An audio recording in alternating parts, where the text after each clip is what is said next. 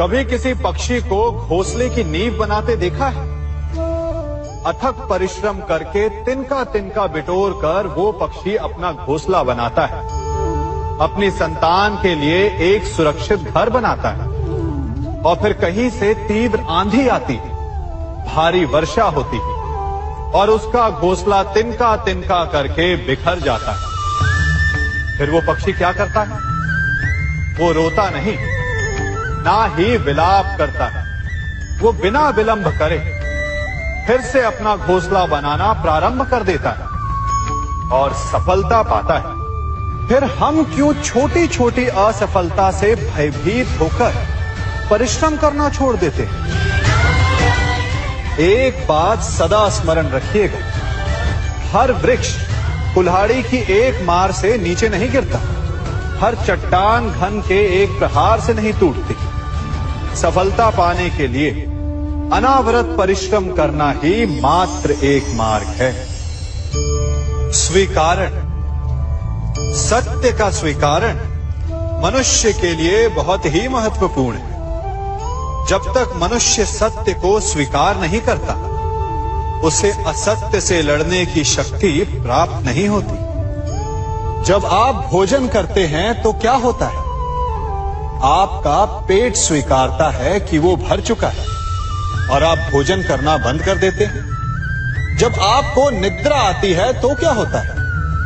आपका मन स्वीकारता है कि आपका शरीर थक चुका है और उसे विश्राम की आवश्यकता है। उसी प्रकार जब आपको किसी व्यसन को रोकना हो तो आपको स्वीकारना पड़ता है कि बहुत हो चुका, चाहे वो लालच हो या मदिरापान। उस व्यसन का त्यागना तभी प्रारंभ होता है जब आप ये स्वीकार कर लेते हैं कि आप उस व्यसन के बंधक हैं। हम में से ऐसा कोई नहीं जिनकी परछाई उनसे दूर रहती। हमारी परछाई सदैव हमारे साथ रहती है। कदाचित हमारी परछाई हमारे कर्मों के फलों का संकेत है। कदाचित इसी कारण कई बार हमें अपनी परछाई से भय भी लगता है, परंतु इस भय से निवारण पाने का एक साधन अवश्य है। वो है सूर्य की ओर मुख करना या किसी प्रकाश के स्रोत की ओर मुख करना, क्योंकि तब हमें हमारी परछाई दिखाई नहीं देती। यदि इसे जीवन के संदर्भ में देखें तो ये प्रकाश का स्रोत शुभ कर्मों की चेतना है। यदि आपके मन में शुभ कर्म करने की इच्छा है तो आपको कभी भी अपने कर्मों के फल का भय नहीं होगा, क्योंकि यदि आपका मन शुद्ध होगा तो आपके कर्म शुद्ध होंगे और शुद्ध कर्मों का फल कभी अशुद्ध नहीं हो सकता। आज मैं आप सबको एक कथा सुनाता हूं। एक दिन प्रातः एक व्यापारी अपने घर से निकला। घर से निकलते ही एक बिल्ली ने उस व्यापारी का मार्ग काट दी। व्यापारी घबरा गया। वो फिर से घर लौट गया और शुभ घड़ी की प्रतीक्षा करने लगा। और जब वो पुनः अपने घर से निकला तब वो वाहन जा चुका था जिससे राजा तक पहुंचकर उसे भेंट देनी थी। राजा को भेंट नहीं मिली। राजा क्रोधित हो गए। राजा ने उस व्यापारी का व्यापार बंद करवा दिया। इस कारण व्यापारी क्रोधित होकर घर पर अपनी पत्नी से लड़ बैठा। पत्नी अपने बच्चों समेत मैके वापस चली गई और उस व्यापारी के जीवन में यदि कुछ रह गया था तो केवल अंधकार। और इन सब का कारण वो उस बिल्ली को मानता रहा जिसने उसका मार्ग काटा था।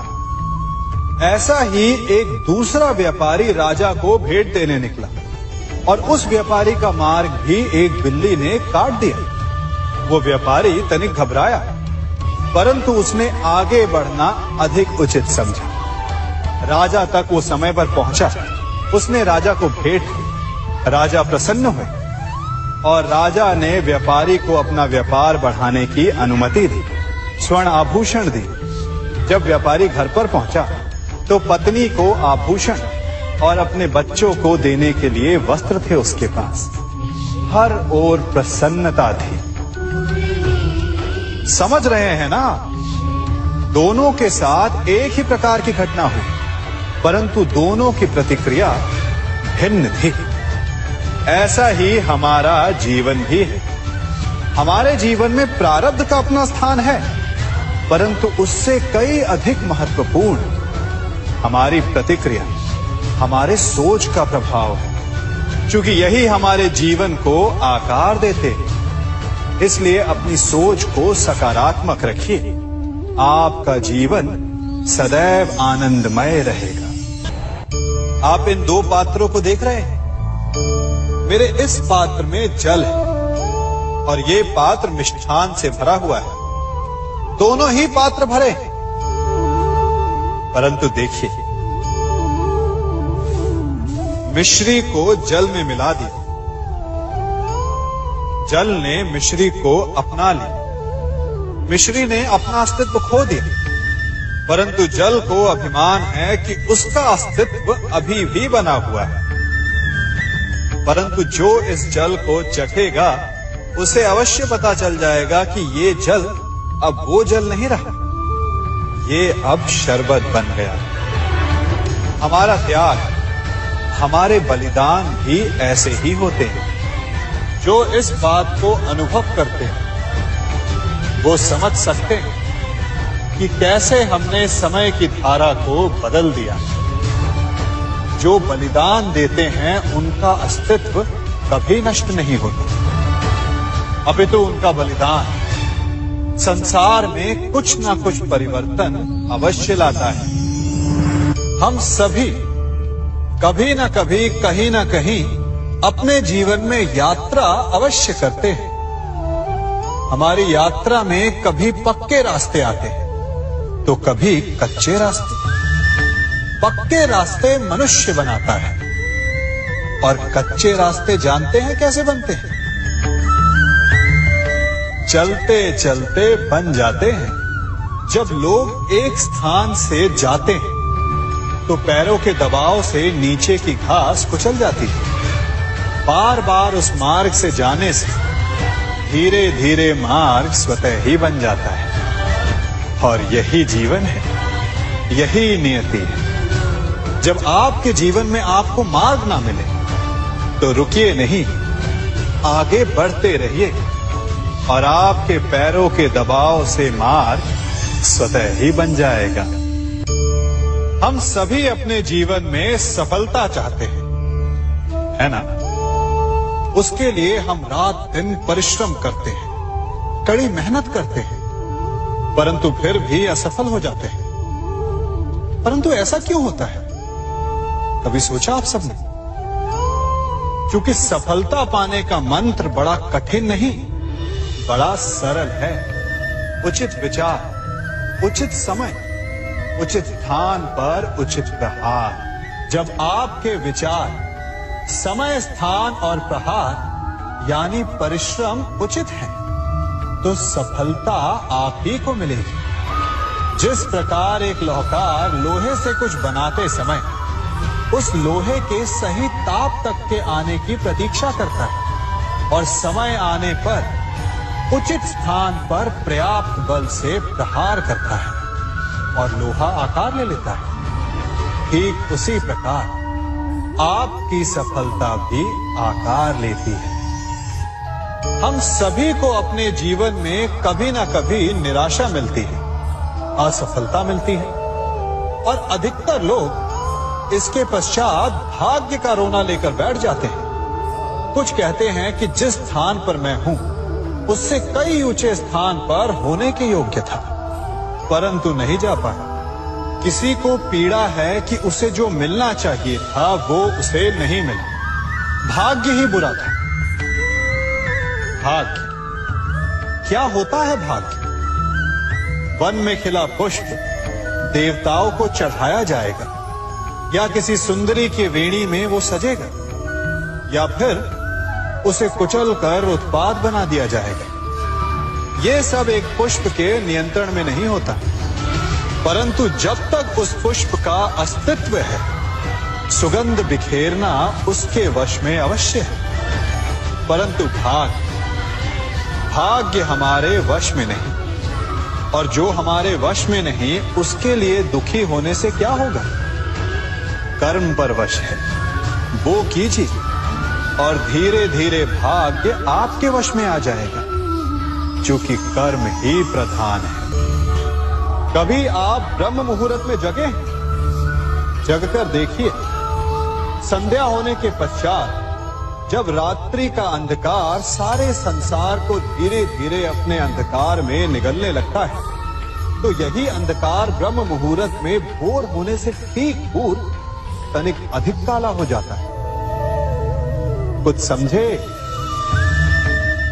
हमारा जीवन भी कुछ ऐसा ही होता है। जब हमारे जीवन की समस्याएं अपने अंत पर होती हैं, तो यही समस्याएं एक भीषण रूप लेकर हमारे समक्ष प्रस्तुत हो जाती है, और ऐसे परिस्थिति में अधिकतर लोग हार मान जाते हैं, भय खा जाते हैं। परंतु यदि आप हार न माने, भय न खाएं, दृढ़ रहें, निरंतर आगे बढ़ते रहें, तो प्रकाश के रूप में हमारा स्वागत करने के लिए सूर्य उदय सदा हमारे समक्ष प्रस्तुत रहेगा।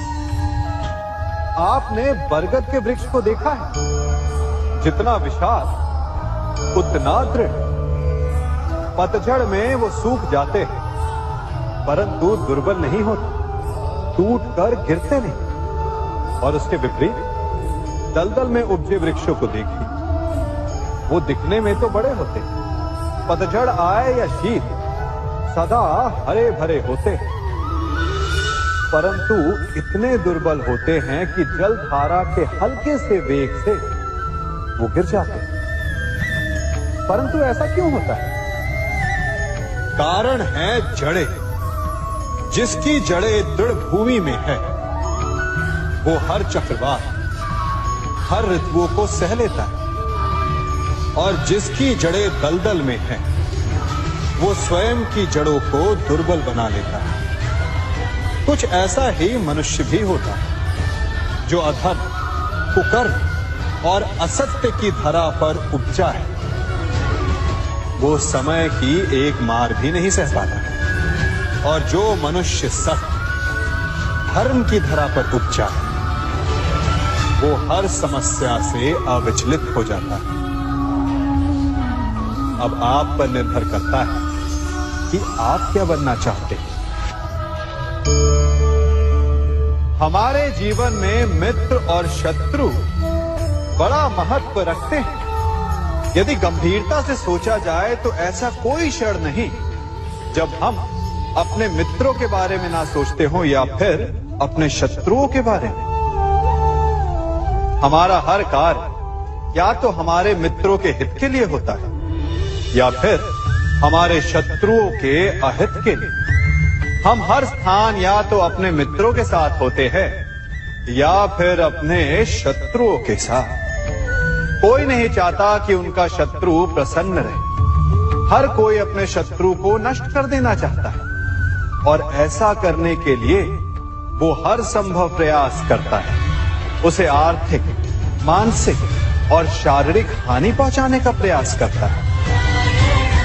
परंतु यदि मैं आज आपको ऐसा मंत्र सिखाऊं जिससे आप अपने शत्रु को सदा के लिए नष्ट कर दे तो, और वो मंत्र है मित्र बनाना। अपने सभी शत्रुओं को अपना मित्र बना लीजिए, और आपके सारे शत्रु स्वतः ही समाप्त हो जाएंगे। मैं क्या कर रहा हूं? मैं दिए प्रज्वलित कर रहा हूं ताकि अंधकार को मिटा सकूं। अब आप कहेंगे कि इसमें कौन सी बड़ी बात है ना? परंतु इसमें महत्वपूर्ण बात समझने के लिए यह है कि मैं क्या नहीं कर रहा हूं, और मैं अंधकार नहीं कर रहा हूं। क्योंकि अंधकार को मिटाने के लिए प्रकाश का अस्त्र तो उठाना ही पड़ता है। बुराई को बुराई से नहीं, अच्छाई से जीता जाता है। अन्याय को अन्याय से नहीं, न्याय से लड़ा जाता है। क्रोध को क्रोध से नहीं, क्षमा का साथ लेना होता है। ठीक उसी प्रकार एक लोहा लोहे को काटता है, परंतु एक ठंडा लोहा ही गर्म लोहे को काट सकता है। इसलिए यदि आपको अपने जीवन में विजयी होना है तो अपने शस्त्रों को, अपने अस्त्रों को सोच समझ कर उठाइए, क्योंकि एक अनुचित सोच परिणाम पर भारी प्रभाव डाल सकती है। आप सब सोच रहे होंगे कि ये क्या मैं करने लगा। मैं इस पौधे को जड़ से उखाड़ रहा हूं। आश्चर्य हो रहा है ना कि एक पौधे को उखाड़ना या काटना ना केवल एक अपराध है अपितु पाप भी है। तो फिर मुझे ऐसा करने की क्या आवश्यकता पड़ गई? क्योंकि कई बार विनाश ही सृजन तक पहुंचाता है। यदि नया भवन बनाना हो तो पुराने भवन को गिराना पड़ता है। व्यवस्था को परिवर्तित करने के लिए क्रांति लानी पड़ती है। और उसी प्रकार यदि किसी वृक्ष या किसी पौधे की जड़ों में घुन लग जाए या उसका मूल सड़ जाए तो उसे जड़ से उखाड़ देना ही श्रेयस्कर होता है, ताकि उस स्थल पर नए पौधे उपज सके। युद्ध करना पर्याय नहीं, परंतु कभी कभी शांति के लिए युद्ध करना आवश्यक हो जाता है। संसार में सबसे श्रेष्ठ क्या है? फूल या कांटे, प्रेम या घृणा, संपन्नता या दरिद्रता, मित्र या शत्रु? बताइए। अब आप भी कहेंगे कि भला ये कोई पूछने की बात हुई? अवश्य, फूल, प्रेम, संपन्नता और मित्र ही श्रेष्ठ है। परंतु क्या आपने अपने जीवन में कभी सोचा है कि हर एक भाव, हर एक वस्तु, हर एक घटना का एक गुण धर्म होता है? त्वचा पर जलन करने वाले फूलों से अधिक श्रेष्ठ वो कांटे हैं जिनसे आप अपने घर की बाढ़ बनाते हैं ताकि वन्य पशु आपके भीतर ना आ सके। वो प्रेम श्रेष्ठ नहीं जो आपको अंधा, लोभी, पक्षपाती बनाता। वो घृणा श्रेष्ठ है जो आपको नया मार्ग दिखा दे। वो संपन्नता श्रेष्ठ नहीं जो आपको कृपण बना दे, मद्दांध बना दे। वो दरिद्रता श्रेष्ठ है जो आपको जीवन में परिश्रम करने की शिक्षा दे। कुविचार देने वाले, बुरा मार्ग दिखाने वाले मित्रों से अधिक श्रेष्ठ वो शत्रु होते हैं जो हमें जीवन का लक्ष्य दे दे। इसलिए अपने जीवन में हर वस्तु, हर भाव, हर घटना के गुण धर्म को पहचानिए और उसके पश्चात अपना चयन कीजिए। स्वर्ण। हम सभी को अपने जीवन में स्वर्ण से कभी ना कभी कुछ ना कुछ थोड़ा या अधिक मोह होता ही है ना? परंतु क्या आपने कभी सोचा कि स्वर्ण को प्राप्त कैसे किया जाता है? जब भूमिगत खदानों से स्वर्ण को निकाला जाता है तब वो एक पाषाण की भांति होता है। ऐसा पाषाण जिससे आप किसी को भी मार सकते हैं, परंतु उसे आभूषण के रूप में स्वयं के शरीर पर धारण नहीं कर सकते। यदि उसे आभूषण बनाना है तो उसे लंबी यात्राएं करनी होती है। उस पाषाण को पिघलना होता है। सुनार के हथौड़ी की अनेकों चोटें खानी पड़ती है। फिर काट छाट और उसके पश्चात जाकर वो ऐसा आभूषण बनता है जो हमें वर्षों तक, सदियों तक लुभाता रहता है। इसलिए यदि आपको समय पर विजय पानी है तो स्वयं के निर्माण पर समय देना होगा। हम सभी सुनते आए कि जो वीर होता है, साहसी होता है, शौर्यवान होता है, उसके समक्ष सारा संसार झुकता है। वीर भोग्य वसुंधर। परंतु वीरता है क्या? शौर्य क्या है? साहस क्या है? साहस युद्ध नहीं, वीरता विजय नहीं, शौर्य कभी ना गिरना नहीं। साहस किसी चुनौती के समक्ष खड़े होने का भाव है। तो वीरता उस चुनौती को उत्तर देने के लिए पूर्ण परिश्रम लगा देना है। और शौर्य का अर्थ है गिरकर फिर से उठने का साहस रखना, बार बार प्रहार करके वीरता दिखाना, निरंतर प्रयास करते रहना, निरंतर परिश्रम करते रहना। इसलिए विजयी होने से अधिक महत्वपूर्ण है शौर्यवान होना, क्योंकि जो शौर्यवान है उसे विजय मिलना निश्चित है। सम्मान। मनुष्य के जीवन में सम्मान का बहुत अधिक महत्व है। वो उसे अपने हृदय, अपने मन से जोड़कर रखता है। कदाचित इसीलिए हम शत्रु के सम्मान पर चोट पहुंचाते हैं ताकि उसे पीड़ा पहुंचाई जा सके। परंतु ऐसा करने से सावधान रहे मित्रों। शरीर पर लगी चोट मनुष्य भुला सकता है, परंतु उसके सम्मान को लगी चोट उसे जीवन भर पीड़ा देती है। और स्त्री के मान सम्मान पर लगी चोट उसे उस सीमा तक ले जाती है जहां उसे केवल प्रतिशोध दिखाई देता है। यदि अपने शत्रुओं को जीतना है तो प्रेम से जीतिए, अपने कर्मों से जीतिए। उन्हें अनुभव करवाइए कि उनसे भूल हुई है। किसी के सम्मान को ऐसी चोट ना पहुंचाइए कि वो आपका नाश करने पर उतरा है। स्मरण रखिए, किसी का अपमान करके आपके हृदय को कदाचित थोड़ा संतोष आ जाए, परंतु उस अपमान से आप कई हृदयों को आघात पहुंचाते हैं और अपने लिए एक शत्रु और बढ़ा लेते हैं।